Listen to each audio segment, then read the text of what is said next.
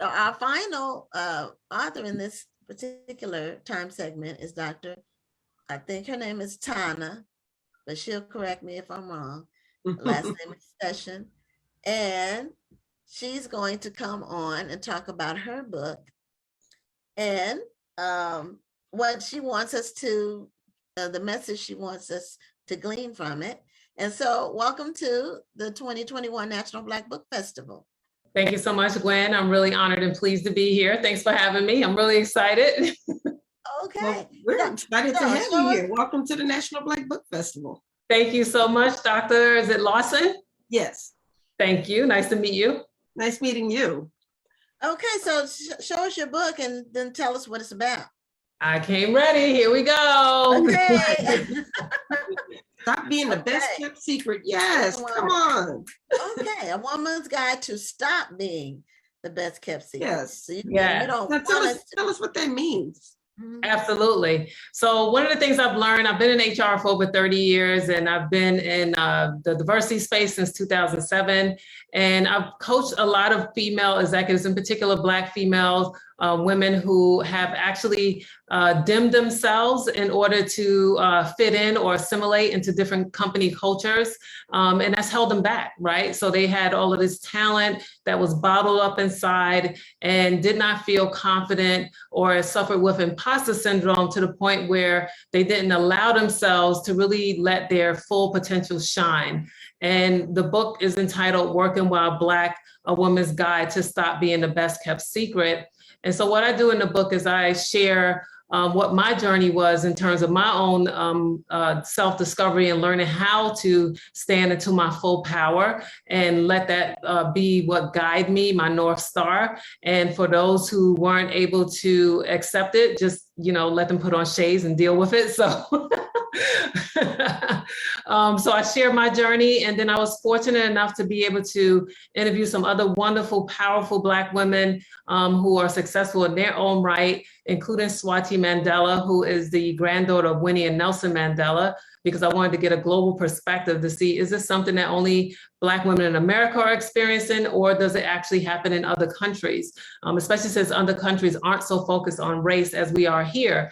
And what I found through her story is that they have similar types of situations that they deal with, not being taken seriously, being talked over in meetings, their opinions not being sought after and being overlooked for opportunities just based solely on the color of their skin. So, was fortunate to be able to get her story involved in this book as well.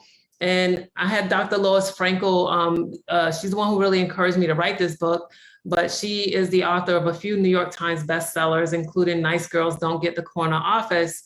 And she wrote my foreword. So it was exciting to have her as someone that really, supported the book and championed for me to tell the story and tell the story of other Black women. I'm loving it. I wish we had connected years ago. I actually wrote my dissertation on the myth of the angry Black woman syndrome and how it affects African-American female leaders. And those are some of the things that I discussed in my dissertation about how often we're ignored or we're not taken seriously if we disagree with the group think we're automatically thought of as being combative. And then often when Black women are put into leadership positions, when something goes wrong with the company, they're the first people who get blamed. So I've seen a lot of it, and then but I've also seen it, and I'm wondering if you discussed this in your book as well, that sometimes we do kind of diminish ourselves in such a way where we have this attitude where we're not going to work to make friends, we're going to work to do our jobs and to get paid and to take care of our families. So we often don't make friends at work, or we kind of we don't go to the office happy hour with the rest of the group. So we don't get to know them. So when it comes time for them to choose somebody to lead a project, they're going to go with the people they know or the people they trust. And because we decided not to get to know those people, they didn't get to know us. Did you talk about that?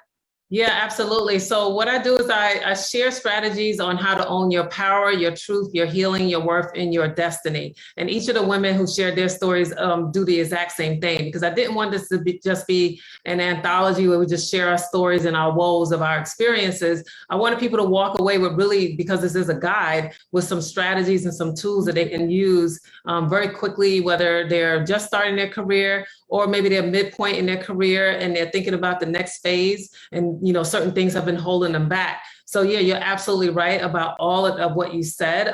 That's all discussed in here, including, again, the Angry Black Women Syndrome. We talk about microaggressions. We talk about levels of unconscious and implicit bias and how to deal with those types of stereotypes that come up. And then also the glass cliff, which is what you're talking about, where oftentimes when departments or organizations are in trouble, they'll hire a Black person, a Black woman oftentimes, and they'll put them in a position to lead or to fix the problem. And when it's not resolved, it's their fault.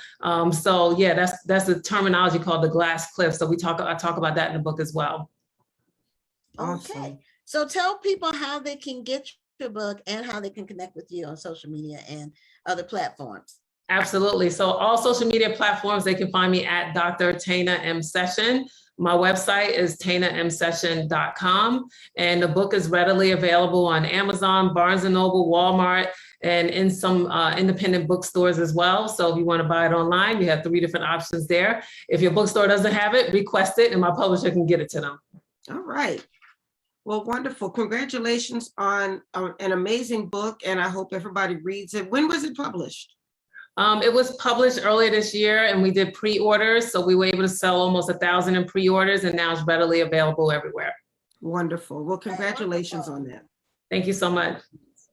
Okay. Well, thank you so much, and much success to you for the rest of the year and in the future. Thank you so much, Gwen. I really appreciate the opportunity. All right. You have a great night. Thank you. Bye.